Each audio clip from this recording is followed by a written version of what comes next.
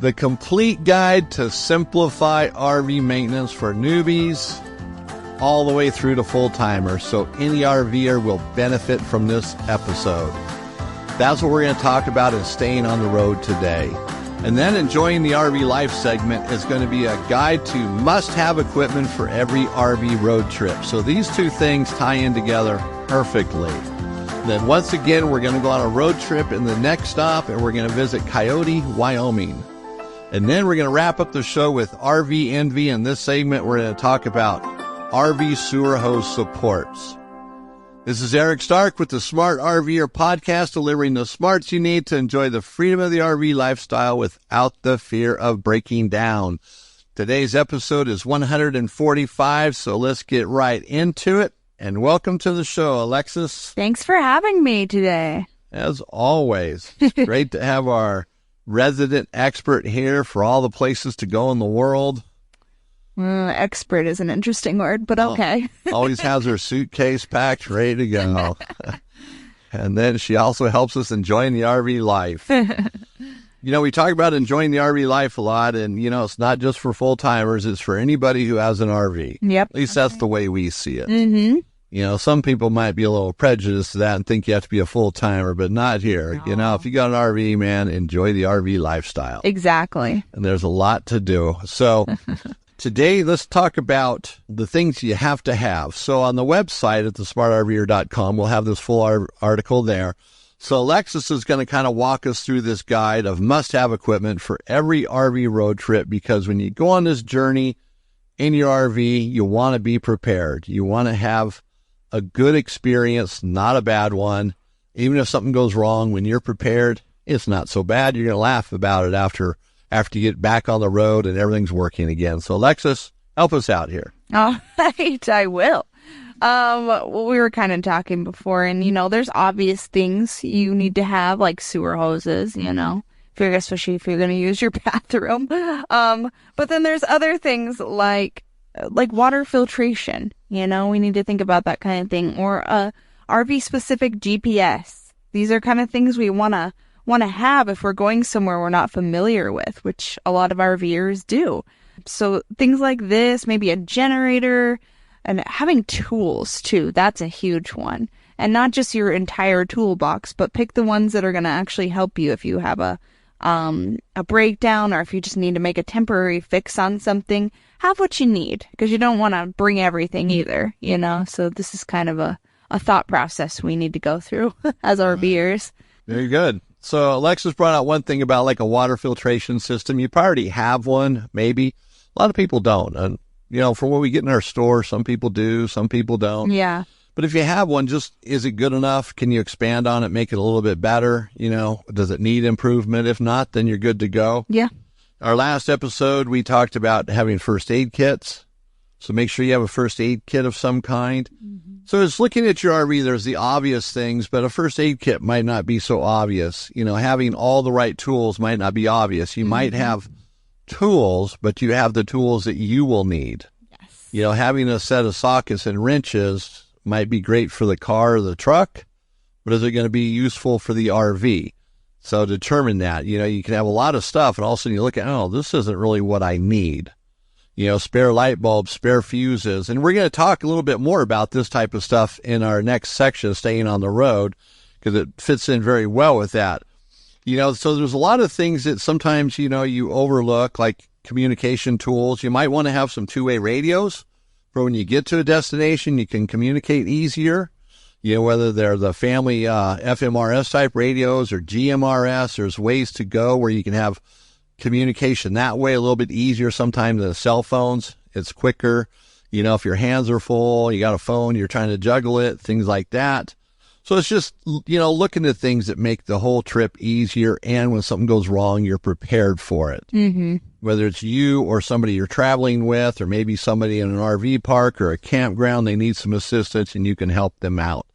That's what's cool about RVing, is everybody helps one another out when they get into these odd situations. One place to go for the first aid kit, which we didn't mention this. Well, we did mention it. That's right. It's Jace Medical. Mm-hmm. So they make great first aid kits. And, They're built as a kit. Now, if you want to just buy bits and pieces, you can do that too. But if you go to their website, it's jasemedical.com. Great selection. It's for, everybody, whether you're just doing what you're doing or you're like a paramedic guy or, in the field, they got everything. And so you can buy the things you need there. So just as a reminder, go to jasemedical.com. Now, staying on the road today, we're going to talk about this complete guide to simplify your RV maintenance for newbies, full-timers, everybody in between. But as I said in the intro, it's not really like this physical guide. There's so many physical guides out there, right? But that's not what it is. So let me explain this. We're going to get into this, but let me kind of walk through here. So your RV is this huge investment that you made. So not only financially is it an investment, it's also a mental investment, whether we realize that or not. So the financial side of it is very obvious. I think everybody realizes that you buy this thing, it costs a lot of money. Whether you pay cash for it, you're making payments on it, you put something down, you've bought things to get it off the dealership's lot, you probably bought things to make it more personal. So it's a big investment. And when this RV falls apart right before your eyes because you weren't maintaining it, you feel bad. You're like, oh boy, what did I do? Man, I just threw a ton of money away. So you take care of it. And that's what's important, is taking care of it. Don't throw away that money. If you sold your family on the idea of buying an RV so you can travel more, you can go do things as a family, you want to see the country together, you want to visit family and friends in other places, you got all these weekends you can get away just in the RV, you guys can go to your favorite haunts whenever you want. Now that becomes mental, because you sold the family on it. They didn't invest financially into your idea. They invested mentally. So did you. So now you've got to use the RV. So maintaining it is imperative. Your family's counting on you. They're looking to you for all this stuff you sold them on. So hopefully it's not a bill of goods, right? You gaslighted your family because you just wanted an RV. Hopefully that's not the case. So you can't let your family down. You can't let yourself down. And it can be discouraging if you don't maintain the RV and it does fall apart before your eyes because you didn't really think that it would happen or whatever the reason is. So don't let yourself down either. Now, maintenance on an RV is a lot easier than you might think that it is or have experienced. There's a lot of stuff out there, people talking about things that could be very misleading. Like I have a friend who, if you tell him, you're going to the hospital, he's going to tell you the worst things that could possibly happen in a hospital and like you shouldn't go. So, okay, I should just die instead. He scares you. Or if you're doing certain things, oh, this is how you got to do it. It makes it so complex, you don't want to do it. And that's just him. And there's people like that out there who oversell, they overtalk things. But, in the past, on one of the episodes, I talked about compartmentalizing your RV mentally. So everything in your RV becomes this little box or compartment, a container that holds certain aspects of the RV. And this is mental. So it falls right into thinking about the more physical involvement that we have to have in maintaining an RV. So RV maintenance involves you wanting to keep up on the maintenance yourself, or even taking it to a service center, but you're involved in that. You take it to a service center because you can't do the work yourself or you don't have the time for it. And hopefully they're going to maintain it or do the things you want to do and do it right. And even at a reasonable cost. But if you choose to have the work done, you should have an idea of what the RV really needs. Don't just take it someplace and let them blindly tell you what it needs. You should have the concept of doing it in your mind, so it can get done correctly, and you can check that work when you get it back to make sure it was done correctly. And you don't want to get oversold on repairs that do not need to get done. And this happens quite a bit. Recently I had a friend who took his RV into a dealership for this little minor repair on the roof. And I don't even know why he took it to the dealership and didn't come to me, but he did. Oh, it was under warranty. That's what it was. He had some warranty work stuff done or wanted it done, and he wanted that fixed while it was there. And they told him, well, after looking at this for a week, but sitting there for 3 months, they finally decided to look at it. So it sat through rain and snow for 3 months with a roof problem. And they finally say, well, it's going to be $800 to fix it. And that's just a patch. That's not even really doing what it really needs, because your RV really needs a new roof. They're overselling them. He just bought it from the same dealership a year ago. So you see, they can tell you things that aren't real. And it was just a minor repair, $150 repair. And the roof was in great shape. They didn't need a new roof. So you've got to be careful. Now, back to where we were heading with this. See, that's a kind of a worst case. Well, maybe even kind of more common today. But if you know about your RV, these things won't happen to you. You're the Smart RVer. That's where that name comes, being the Smart RVer. So the first item you're going to need to work on your RV is confidence. And the second thing is knowing your limits or skill sets, what you can and can't do. So now let's just go through some of the systems on an RV. I'm going to just rattle these off. It's all going to be on the website, so you'll be able to see it. It's going to be in the description of this podcast. And we're probably going to elaborate on this and build it out and make it into more of a physical guide, if you will, with tools and parts and things.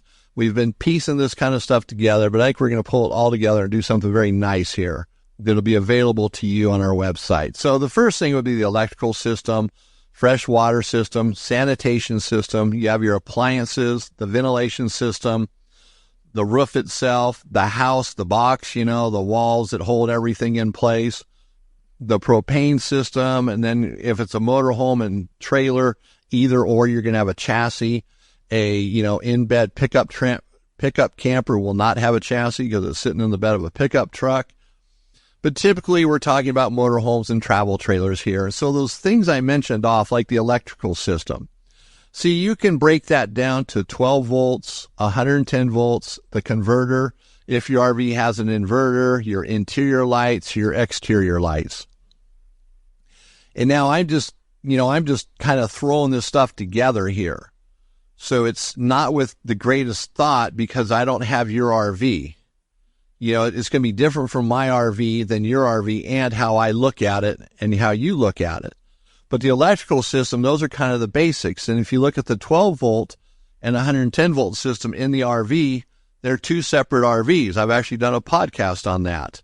They're two separate systems, even though they're in the same RV. And your converter kind of is linked to both of them, but more so to the 110 volt, where the inverter, if you have one, would be more on the 12 volt side. Your interior lights are separate from the exterior lights, and all the lights are 12 volts. So when you start looking at it that way, if your lights aren't working, well, more than likely your converter, your inverter don't really have anything to do with it. It's going to be something else. Like maybe the battery. Now the battery I didn't mention here, which it should be under the 12 volt system. Like I said, I'm just kind of putting this together as we go here. So you start breaking it down, and maybe you get a piece of paper and you write this down or put it on a computer. Break down your RV into these systems. You might even decide, well, I don't want to do it that way. I want to break it down by bedroom, bathroom, kitchen, living room. You could do that as well, or add that to it. But when you start breaking it down, it takes the whole RV out of the picture and it brings it down to a system. Like if you have a water leak, a fresh water leak coming from your kitchen faucet, you don't need to worry about the rest of the RV. That's where the leak is. That's where the focus should be.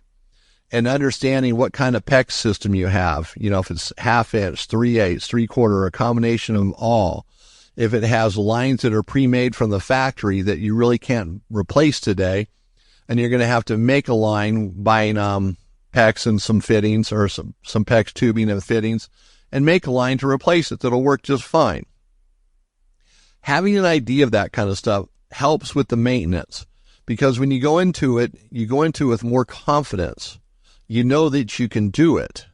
You know if it's within your skill set or not. Maybe you have some of the parts at home, which I'd always advise having some spare parts. Not everything, and I'll make a list of things that I think should be spare parts. Some things will get ruined sitting in an RV. They're going to bounce around and more likely be destroyed by the time you ever go to use it. But PEX fittings and PEX tubing be great to have. And maybe you use some, then the next time you're in town or wherever you go by an RV store, you pick those up, you replace them.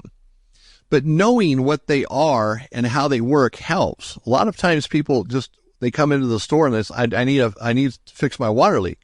Well, what's it go to? Well, I don't know. Where is it at? I don't know. It's in my RV. What size water line do you have? I don't know. What size fittings are they? What do they go to? See, if without that information, you really can't do much. And it's because sometimes it's just not understanding how it works, thinking that it's all the same. If your RV has this, then every other RV is going to be the same, and that's not the case. It might be very similar, but it's not going to be exact. So taking each system and understanding it, looking at it, your microwave. Is there anything you can do with your microwave? Does it have a fuse someplace? If the microwave quits working and you got 110 volts to the outlet and it's not repairable, then you know what to do. Throw it away, buy a new one. If the air conditioner quits working, you can check your breakers, you can check some basic things, and then decide, okay, do I want to pursue this, or do I want to just take it into a dealership and let them look at it? And most of the items in your RV, your water heater, your furnace, your air conditioner, so much of that stuff, you can find manuals for it from the manufacturer's website. Even service manuals that'll walk you through diagnosing problems. And that's what you want to have on your computer, print it out, build a little book, a binder, but have it there so you can walk through these problems. So many problems in RVs are basic problems. They're not these major issues that has to go to a dealership every time it fails. They're not that way. So you can build, your own guide to maintaining your RV very easily if you break it down and look at what you need and what each system is made from. I mentioned the ventilation system, and really what I was talking about are the roof vents, plumbing vents, refrigerator vents. Those are on the roof, and the refrigerator will have a vent on the side of the RV. So that ventilation is for the plumbing, for the house, and for the refrigerator. So when you break it down like that, I need to check my roof vents, just make sure they're all intact. Hey, while I'm up on the roof, I'm going to check the roof too to make sure that the ladder, where it's mounted, any racks up there, that the sealant is still good. So it's two separate systems, at least in my mind it is, but you can check them at the same time. See, when you start narrowing it down to one thing at a time, it's not so bad. The propane system might just be a regulator or two, some propane lines, the tank, the valve on the tank, and that's it. So it's not too complex. And now the propane lines might go to an appliance, but that's the appliance. So if you're having a problem with the flame and all your appliances not working, more than likely it's going to be the propane regulator. So it's very simple. Rather than look at each appliance, gosh, what's wrong with the water heater? It doesn't have a flame. Wow, the stove doesn't have a flame. What is going on here? Two appliances failing at one time? See, you're looking at it wrong. Look at, what's fueling them, what's supplying the propane. You can call some dealerships or RV places and they'll help you with this type of stuff. I know we do it all the time, but so much information can be found on the manufacturer's websites, even for things that seem pretty mundane like roof vents. And, there's YouTube and all the other places, but you have to be careful. You have to watch what you get off the internet. We hear about it all the time. People come in here, and I've said it before, and I'll say it again, that, on YouTube, they told me I need to do this. And it's a mile away from what the problem is. And I mean, we do YouTube videos. We support YouTube. We believe in it. But the videos have to be accurate. And they have to be by professionals. And some of these videos they take 20 minutes to get to the point, and then it's not the point you wanted. So you just wasted your time. Then the next video comes along. It might only take 30 seconds, but heck, it kind of answered your question, so you can run with it because you're frustrated. See, that's where these problems come in. Knowing your RV, how to search for the right thing. Like your furnace doesn't light. Well, you don't go on the internet and type in Google, furnace doesn't work. You got to be specific. My Suburban NT something or other furnace does not light. Now you're going to find something more likely is going to help you. So you have to be specific. And you got to think about it that way. So YouTube video might come up, furnace doesn't work. Well, is that the same problem you're having? It doesn't light, does not work. I mean, the fan doesn't even come on. So see the difference there? So be careful what you take in from the internet. And remember, it's the internet. Anybody with a video camera can produce a video and put it on YouTube. There are no restrictions. So if a guy has a video camera or a phone, his water pump quits working, he might record it and go through the entire process of what happened with his water pump, but it might not be what you had, and it might be 30 minutes of your time watching this guy do it. It's a waste of time. So be careful. And that's where getting your own information from the manufacturer website will help so much. Start building your little arsenal, your own guide, and then you can refer to it and reach out in other directions if you have to. And, some of these videos stick to the most basic processes that you'd never be able to fix anything. Even with furnaces, something like that. I mean, there's basic things that go wrong, and then there's the things that aren't so basic, that aren't normal, that don't happen all the time. And when you have one of those problems, it gets a little more difficult. So then sometimes it might be trial and error if you can't find the right answer. But calling someone you can trust in the RV industry, maybe there's a store you go to, got to know someone there, give them a call and see if they can help you. But build that manual up.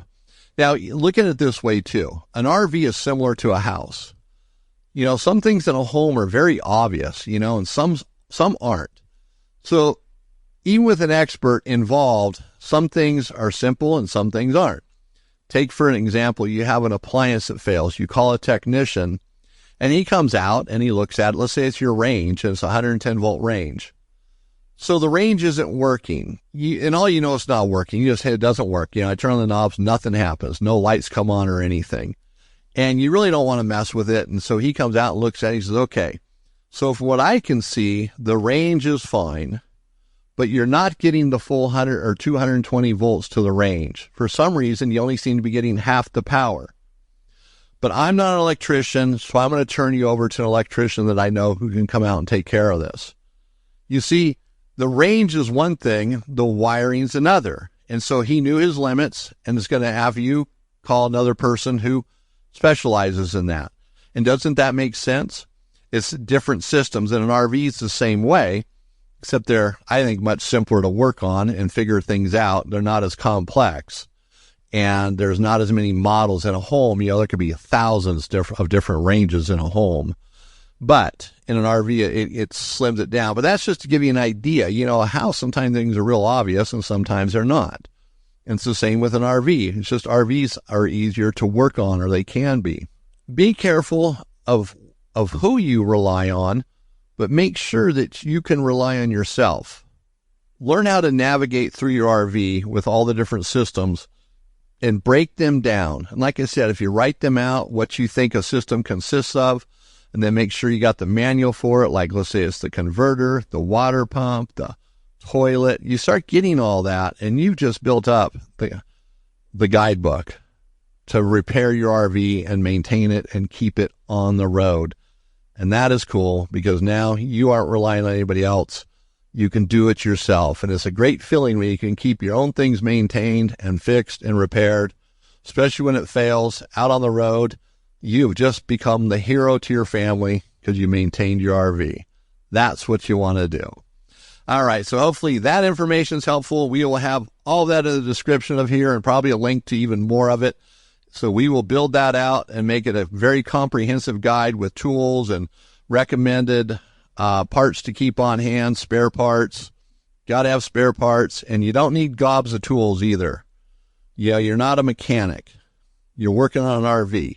Tools for your truck might be different, but tools for your RV, they don't need to be that complex. You don't need a big old giant toolbox. Very basic. And we'll keep it basic. One more reminder here to check out our YouTube channel. We were talking about YouTube videos. Go there, go to YouTube and type in the Smart RVer, and our channel will come up with the videos that are there and even the podcast episodes. You can get it all in one place now. There are videos, podcasts, everything under the sun. Wow, YouTube actually is pretty good. All right, so check that out. Now we're getting into the next stop, and Alexis is going to talk about RVing in Cody, Wyoming. Cody. Woohoo! The Old West. Yeah. The Wild West. That's right, it really is. Oh, man. Yeah. So Tell us about it, Alexis. What's there to do in Cody, Wyoming? There's a lot. This is actually a place I'd like to visit. Well, first of all, you're really close to Yellowstone, so that's kind of cool. You could definitely visit there. And Victor, Montana, visit us. I know. Come on over, please. Well, you've got your beautiful scenic drives. You're going to have that everywhere you go here.